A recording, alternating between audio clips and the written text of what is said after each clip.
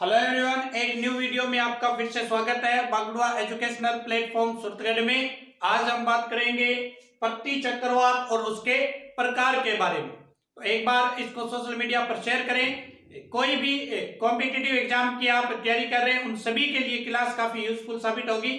और पहली बार चैनल पर विजिट कर रहे हैं तो सब्सक्राइब और बेल के प्रेस को जरूर नोट करें। शुरू करते हैं आज के टॉपिक को, पत्ती चक्रवात और उसके प्रकार। तो पहला पॉइंट आप देख सकते हैं इसके अंदर, वर्ताकार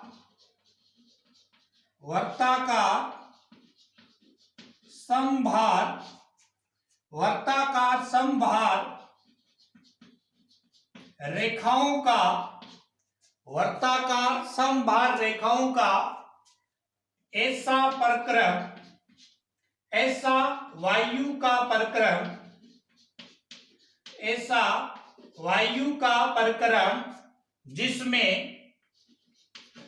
जिसके वर्ताकार समभार रेखाओं का ऐसा वायु का प्रक्रम जिसके केंद्र में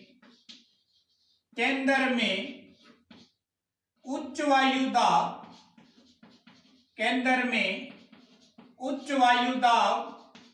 तथा बाहर की ओर निम्न वायु दाब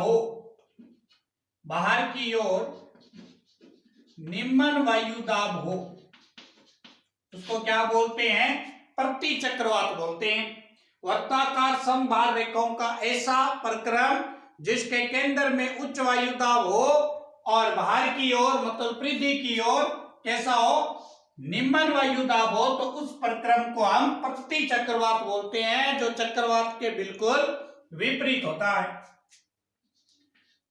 पत्ती चक्रवात में वायु केंद्र से परिधि की ओर चलती है। पत्ती चक्रवात में क्या होता है? जो वायु है वो केंद्र से परिधि की ओर गमन करती है, चलती है। पत्ती चक्रवात की आकृति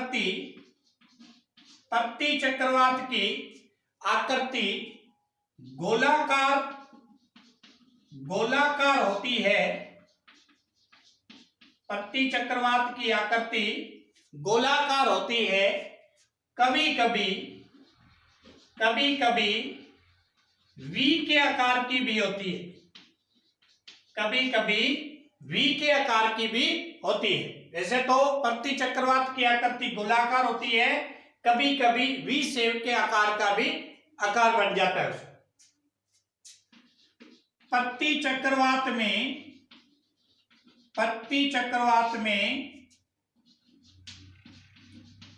वातागर नहीं बनते।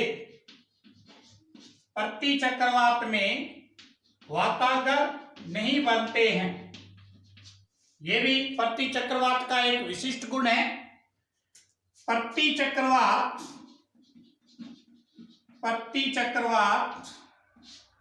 उपोष्ण कटिबंध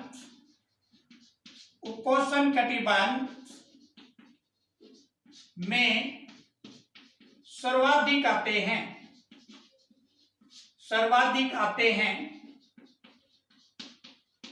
पत्ती चक्रवात सर्वाधिक कहां आते हैं? तो उपोष्ण कटिबंध में अक्षांशीय जो विस्तार होता है लगभग आप मान सकते हैं 35 से 65 के आसपास जो उपोष्ण कटिबंध क्षेत्र है उसमें सर्वाधिक पत्ती चक्रवात आते हैं। और जो भूमध्य रेखा है,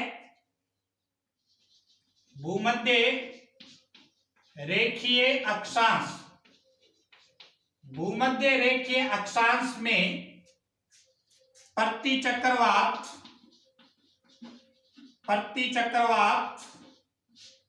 का अभाव पाया जाता है।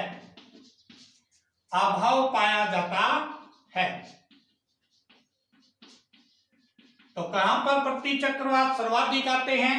उपोष्ण कटिबंध में सर्वाधिक आते हैं, और कहां पर बिल्कुल ही नगण्य अभाव पाया जाता है तो उसको बोलते हैं भूमध्य रेखीय चक्रवात, या विषुवत रेखा।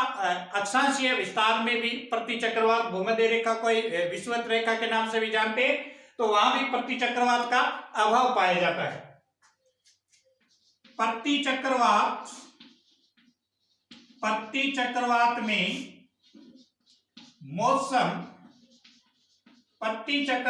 मौसम साफ होता है। प्रति चक्रवात में मौसम साफ होता है तथा वायु की गति मंद होती है। प्रति चक्रवात के अंदर मौसम साफ होता है और वायु की गति कैसी होती है? मंद होती है। प्रति चक्रवात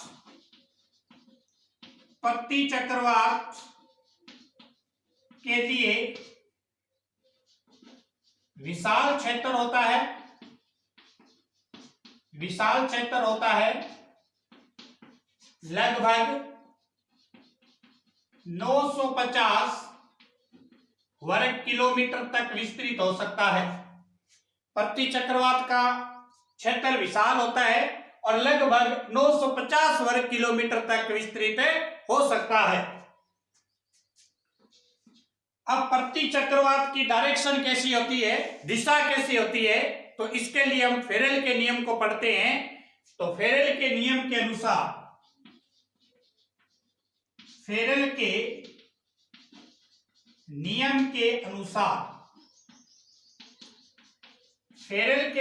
अनुसार प्रति चक्रवात जो है उत्तरी गोलार्ध में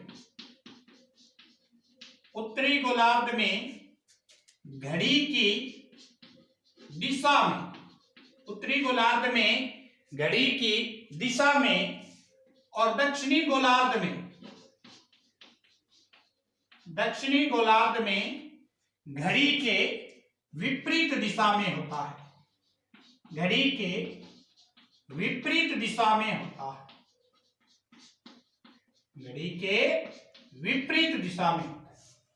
उत्तरी गोलार्ध में घड़ी की दिशा में होता है और दक्षिणी गोलार्ध में घड़ी के विपरीत दिशा में डायरेक्शन होती है प्रति चक्रवात की फेरेल के नियम के अनुसार। तो ये प्रति चक्रवात से संबंधित कुछ विशेषता है। अब हम देखेंगे प्रति चक्रवात की उत्पत्ति कैसे होती है और उसके प्रकार क्या है। नेक्स्ट देखें स्क्रीन।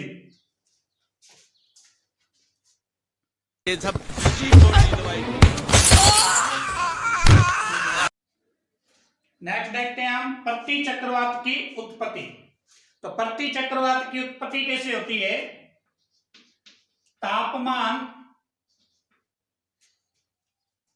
प्रति चक्रवात की उत्पत्ति देखते हैं तो तापमान में कमी होने के कारण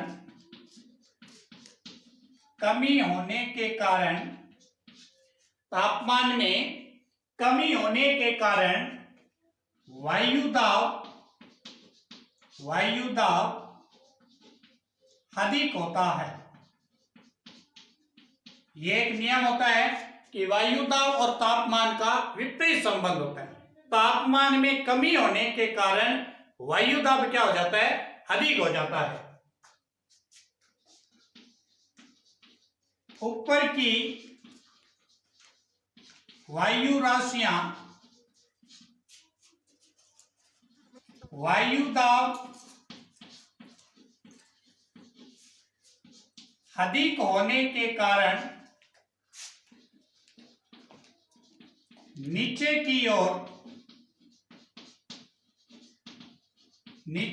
ओर गति करती है। तापमान कम होने के कारण वायु दाब अधिक हो जाता है, तो ऊपर की जो वायु राशियां होती है वो वायु दाब ज्यादा होने के कारण नीचे की ओर गति करती है। अब ऊपर की वायु राशियों का स्थान लेने के लिए निकट की वायु राशियां स्थान लेती है। निकट की वायु राशियां ऊपर का स्थान लेने के लिए, ऊपर का स्थान लेने के लिए आकर्षित होती है।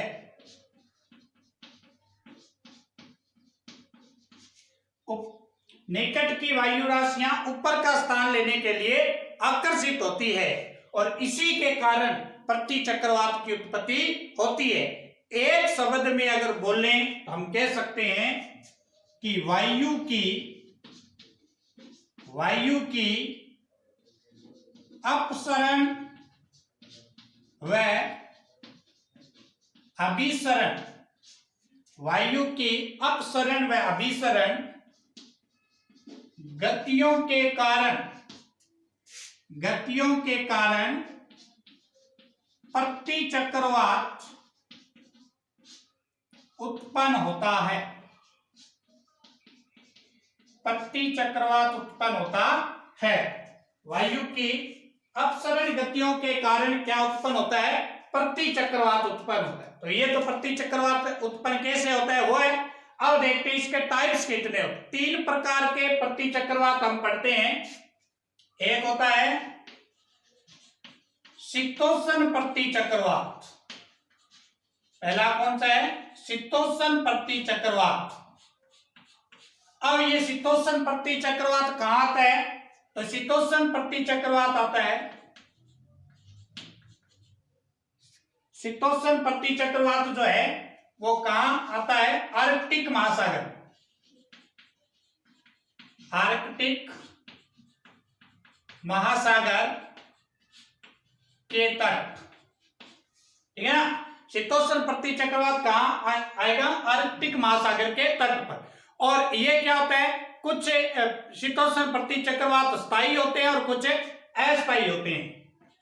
शीतोष्ण प्रति चक्रवात में कुछ स्थायी होते हैं वह कुछ अस्थायी होते हैं। कुछ स्थायी होते हैं और कुछ क्या होते हैं? अस्थायी होते हैं। शीतोष्ण प्रति चक्रवात के लिए 2 फेमस सबसे प्रसिद्ध मार्ग हैं, जिसमें से एक है हमारा साइबेरिया के चीन तट व जापान मार्ग,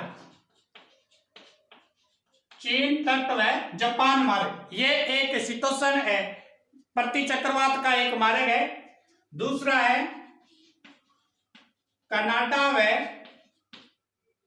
अमेरिका का उत्तरी मार्ग, ठीक है। तो शीतोष्ण चक्रवात कहां आते हैं? शीतोष्ण प्रति चक्रवात तो आर्कटिक महासागर के तट पर आते हैं। कुछ स्थायी होते हैं, कुछ अस्थायी होते हैं। 2 फेमस मार्ग इनके, साइबेरिया के चीन तट व जापान मार्ग, और दूसरा है कनाडा व अमेरिका का उत्तरी मार्ग। दूसरा जो प्रति चक्रवात है वो है उष्ण प्रति चक्रवात। उष्ण प्रति चक्रवात कहां आते हैं? तो ये आता है उष्ण प्रति चक्रवात जो है उपोष्ण कटिबंध क्षेत्र से, उपोष्ण कटिबंध क्षेत्र से भूमध्य रेखीय निम्न अक्षांश की ओर, निम्न अक्षांश की ओर, ठीक है ना। उष्ण प्रति चक्रवात उपोष्ण कटिबंध क्षेत्र से भूमध्य रेखीय निम्न अक्षांश की ओर आता है। किसके कारण आता है ये आता है वायु की अपसरण गति के कारण, ठीक है। और इसी प्रति चक्रवात को, उष्ण प्रति चक्रवात को दैनिक चक्रवात के नाम से भी जानते हैं। दैनिक प्रति चक्रवात, दैनिक प्रति चक्रवात के कारण ये कहां आता है? तो ये आता है हमारा दक्षिणी पूर्वी अमेरिका व पश्चिमी यूरोप में, पश्चिमी यूरोप के। तो उष्ण प्रतिचक्रवात उपोष्ण कटिबंध क्षेत्र में भूमध्य रेखीय निम्न अक्षांश की ओर आता है, वायु की अपसरण गति के कारण आता है। दैनिक प्रतिचक्रवात और दक्षिणी अमेरिका व पश्चिमी यूरोप की ओर आता है। तीसरा जो प्रतिचक्रवात है, इसको यहां से साफ करते हैं। तीसरा जो प्रतिचक्रवात है हमारा, उसका नाम है अवरोधनी प्रतिचक्रवात। अवरोधनी प्रतिचक्रवात। अवरोधनी प्रतिचक्रवात वायु की स्वतंत्र राशियों के कारण जो अवरोध उत्पन्न होता है, उसके कारण जो चक्रवात आते हैं उसको अवरोधनी चक्रवात बोलते हैं। वायु की स्वतंत्र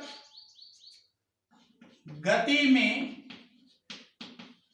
अवरोध उत्पन्न होने से, अवरोध उत्पन्न होने से जो चक्रवात उत्पन्न होता है उसको बोलते हैं अवरोधनी चक्रवात। ये कहां आता है? तो ये आएगा आपका दक्षिणी पूर्वी यूरोप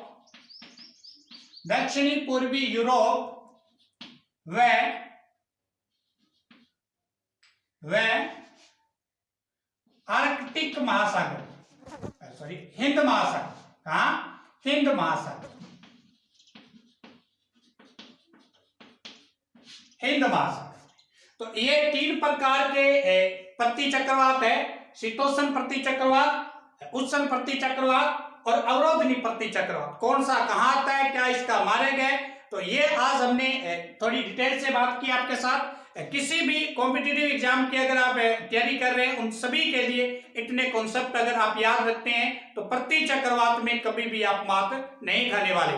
प्रतिचक्रवात क्या है, उसकी विशेषता क्या है, प्रतिचक्रवात उत्पन्न कैसे होता है और उसके टाइप्स क्या है और उस टाइप्स का वर्गीकरण क्या है, ये आज हमने देखा है। तो सोशल मीडिया पर इसको शेयर जरूर करें। चैनल को अभी तक सब्सक्राइब नहीं किया तो सब्सक्राइब और बेल के प्रेस को नोट करें। कल मिलते हैं फिर न्यू टॉपिक के साथ। धन्यवाद।